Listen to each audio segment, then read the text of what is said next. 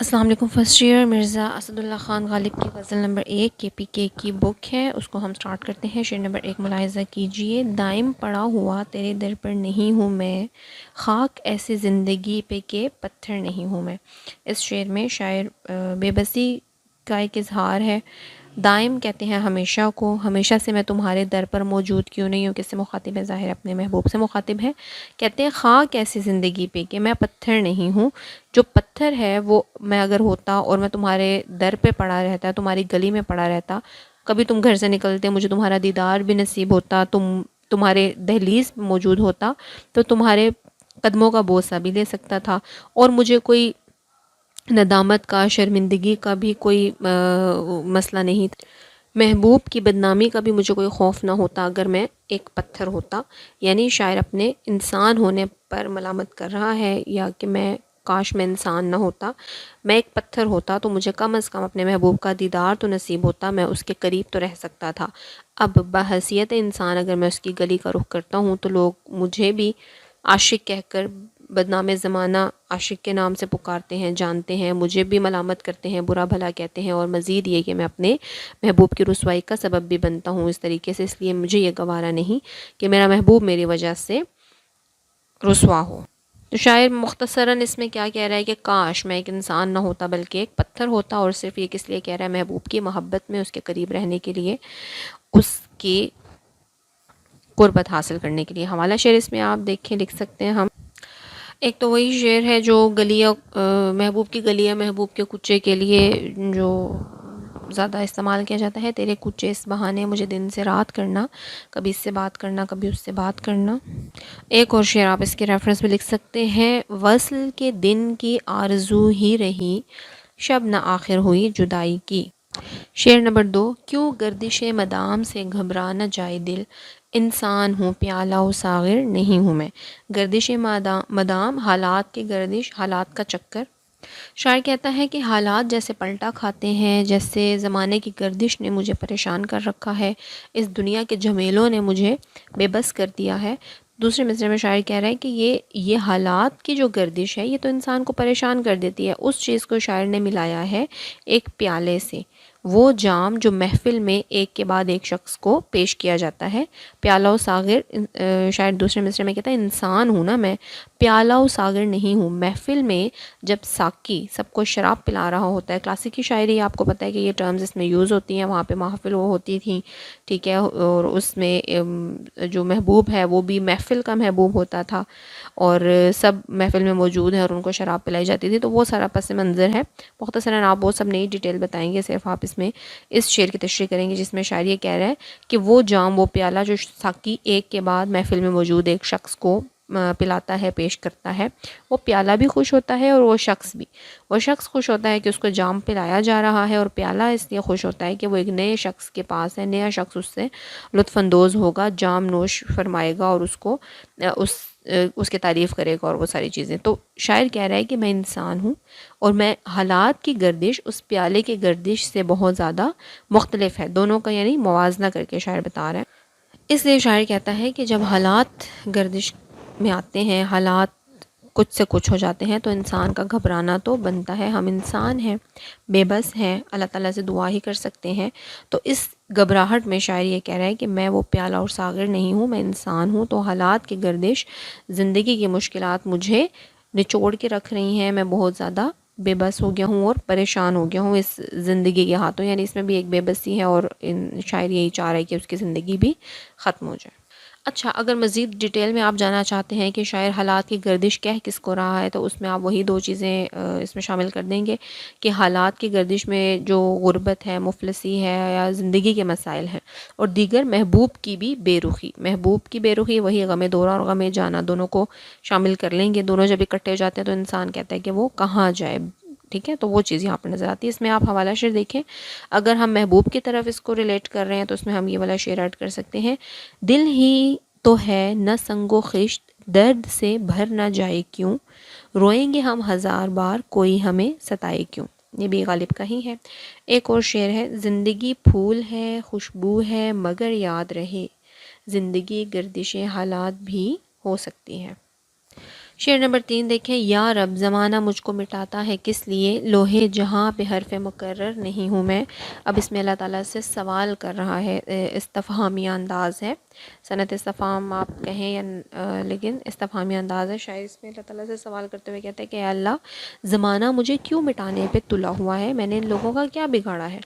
دوسرے مصرعے میں شاعر لوگوں سے مخاطب ہو کر کہتا ہے کہ لوہے جہاں پہ، جو دنیا کی قسمت کی تختی ہے، یا وہ تختی، لوح تختی کو کہتے ہیں، وہ تختی جس میں ان سب لوگوں کے نام لکھے ہیں جنہوں نے اس دنیا میں آنا ہے، تو اس تختی پر میرا نام بھی تو ایک بار ہی لکھا ہے، حرف مکرر، دوبارہ تو میرا نام کہیں نہیں لکھا ہوا، دوبارہ تو میں اس دنیا میں نہیں آؤں گا، میں بھی ایک ہی دفعہ آیا ہوں، تو یہ لوگ مجھے آخر کیوں جینے نہیں دیتے، کیوں میری موت کے در پہ ہیں، کیوں میری زندگی کے پیچھے ہاتھ دھو کے پڑ گئے ہیں۔ اب اس میں یہ وجہ جو شاعر اس طرح تلخ اور وہ اس لہجے میں جو لوگوں سے پوچھ رہا ہے، اس میں آپ بتائیں گے کہ شاعر چونکہ ایک مشہور مرزا اسداللہ خان غالب اپنے وقت کے بہت زیادہ مشہور شاعر تھے، لیکن کچھ قسمت ان کا ساتھ نہیں دیا، مینس کہ کسی کے درباری کسی شاہی دربار سے منسلک نہیں تھے، شاہی شاعر نہیں تھے، وہ ان کی خودداری بھی انہیں منع کرتی اس کام سے، اور لیکن کچھ ایسا تھا کہ لوگ ان کی شاعری، عوام کو تو پتہ تھا کہ بہت خاص ان کی شاعری ہے اور بہت معنی خیز ہے، لیکن شعراء اس طرح سے یا محافل میں ان کو اس طرح سے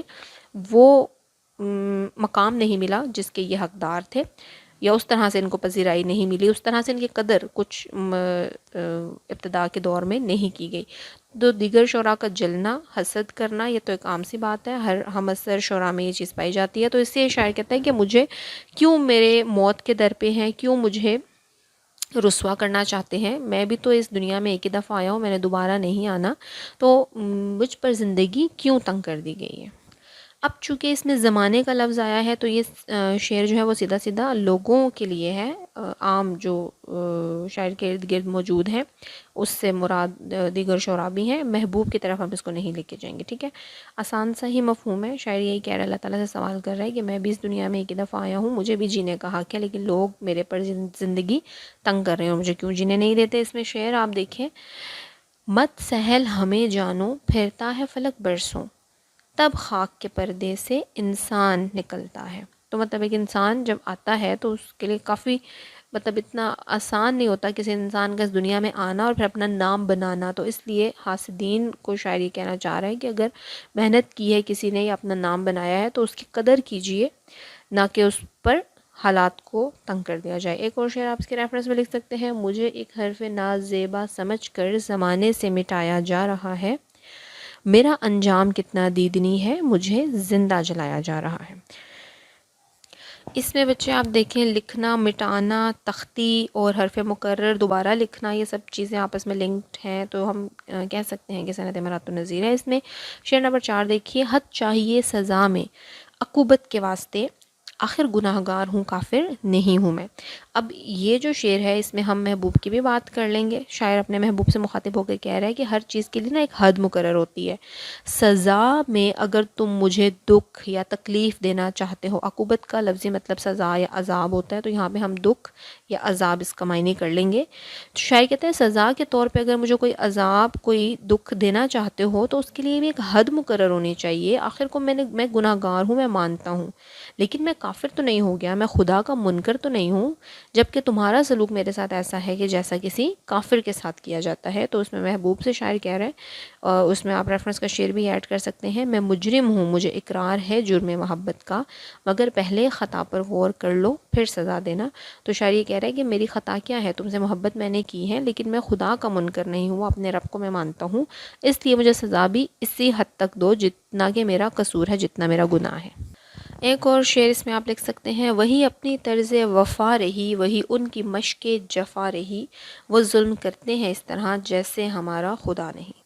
آگے دیکھیں، کس واسطے عزیز نہیں جانتے مجھے، لال و زمرد و زر و گوہر نہیں ہوں میں۔ اب اس میں بھی اپنے محبوب سے مخاطب ہے، اسے سوال کر رہے ہیں شاعر کہ مجھے تم عزیز کیوں نہیں رکھتے۔ اس میں محبوب جو ہے وہ شاعر کا مجازی محبوب بھی ہے، اور اس میں ہم محبوب تو نہیں کہیں گے لیکن حاکم وقت کو، بادشاہ وقت کو مخاطب کر رہا ہے، بہادر شاہ ظفر اس دور کے بادشاہ تھے، تو ان سے بھی غالب مخاطب ہیں اور کہتے ہیں کس واسطے مجھے عزیز نہیں جانتے، مجھے اپنی محفل میں آنے کا شرف کیوں نہیں بخشتے ہو اپنی محفل میں آنے کے قابل نہیں، کیا تم مجھے سمجھتے اور مجھے تم اپنے عزیزوں میں شمار کیوں نہیں کرتے؟ دوسرے مصرے میں سوال کر رہا ہے کہ لال و زمرد، لال اور زمرد کیا ہے؟ قیمتی پتھر ہیں۔ زر سونا چاندی کو کہتے ہیں اور گوہر موتی کو کہتے ہیں۔ تو ان ساری چیزیں جو کہ مطلب قیمتی پتھر، موتی، ہیرے جواہرات، شاعر کہتا ہے کیا میں ان میں سے نہیں ہوں؟ کیا میری اتنی قدر نہیں ہے یا میری شاعری اس قابل نہیں ہے؟ تو انڈائریکٹلی بادشاہ وقت سے شاعر سوال کر رہا ہے اور اس کو یہ تھوڑا سا احساس بھی دلا رہا ہے کہ میری شاعری تو ان لوگوں سے کئی درجہ بہتر بلکہ بہترین ہے، جو لوگ تمہارے، جو شاعر تمہارے دربار میں موجود ہیں، تمہارے قریب، تمہارے ارد گرد رہتے ہیں، ان سے کئی گنا اچھی شاعری میں کر لیتا ہوں اور میرا ہنر اور کمال ان سے بہت بڑھ کر ہے، اور عام لوگ، عوام اس کی گواہی بھی دیتے ہیں۔ پھر تم مجھے عزیز کیوں نہیں رکھتے؟ مجھے اپنی محفل میں یا اپنے دربار میں کیوں نہیں بلاتے؟ اس سے سوال ہے۔ اور اگر اسی طرح محبوب پہ اپلائی کریں تو محبوب کو شاعر کہتا ہے کہ کیا میں سونا چاندی ہیرے جواہرات نہیں ہوں یا ان کے قابل نہیں ہوں؟ تم مجھے ادنا سا انسان سمجھتے ہو یا میری کوئی حیثیت نہیں ہے، اس لیے تم بے روحی دکھاتے ہو، اس لیے تم مجھے دھتکارتے ہو، عزیز نہیں رکھتے؟ کیا تمہارے نزدیک میں اس قابل نہیں کہ تمہاری محبت کا حقدار بن سکوں؟ تو یہ سوال ہی ہیں جو ان دونوں سے کر رہا ہے، بادشاہ وقت سے بھی اور محبوب سے۔ اس کے ریفرنس میں ہم شعر لکھیں گے: دولت میں تولو تو فقیر ہیں ہم، چاہتے دل میں ہم سا کوئی نواب نہیں۔ ایک اور شعر جو ہم نے اس کو دوسرے دیگر شعراء سے ریلیٹ کر کے اس کا مفہوم لکھا ہے، اس میں یہ شعر آ سکتا ہے: میری غربت نے اڑایا ہے میرے فن کا مذاق، تیری دولت نے تیرے عیب چھپا رکھے ہیں۔ اگلا شعر ہے: رکھتے ہو تم قدم میری آنکھوں سے کیوں دریغ، رتبے میں مہر و ماہ سے کمتر نہیں ہوں میں۔ اب اس میں بھی حاکم وقت سے یا بہادر شاہ ظفر سے مخاطب ہیں غالب، اور ان سے کہتے ہیں کہ تم میری، یعنی میں نے تمہارے استقبال کے لیے اپنی آنکھیں تک بچھا دی ہیں، لیکن تم پھر بھی اجتناب کرتے ہو، میرے قریب نہیں آتے، اور تم ان پہ قدم رکھنے سے بھی دریغ کرتے ہو، انکار کرتے ہو۔ تو دوسرے مصرے میں سوال کر رہا ہے شاعر کہ کیا رتبے میں بتا رہا ہے کہ رتبے میں کسی چاند اور سورج سے کم تر نہیں ہوں، بلکہ میں ان سے زیادہ۔ دیگر شعراء کی بات یہاں پر کر رہا ہے شاعر۔ جو سورج اور چاند ہے یہ استعارہ ہے دیگر شعراء کا، مہر و ماہ استعارہ استعمال ہوا ہے کے لیے، اور شاعر کہتا ہے کہ ان سے میں رتبے میں کسی طرح سے بھی کمتر نہیں ہوں، بلکہ وہی بات کہ میری شاعری تو ان سے بھی زیادہ باکمال ہے۔ تو تم پھر مجھے اس قابل کیوں نہیں سمجھتے کہ اپنے دربار میں یا تم مجھے مدعو کرو یا مجھے اپنی محفل میں بلاؤ اور میری شاعری سنو۔ اسی شعر کا اگر ہم دوسرا مفہوم دیکھیں تو یہی ساری بات وہ اپنے محبوب سے کہہ رہا ہے کہ میں نے تو تمہارے استقبال کے لیے اپنی آنکھیں تک بچھا رکھی ہیں، لیکن تم ان پہ قدم رکھنے سے بھی گریزاں ہو اور تم میری قربت کو پسند نہیں کرتے۔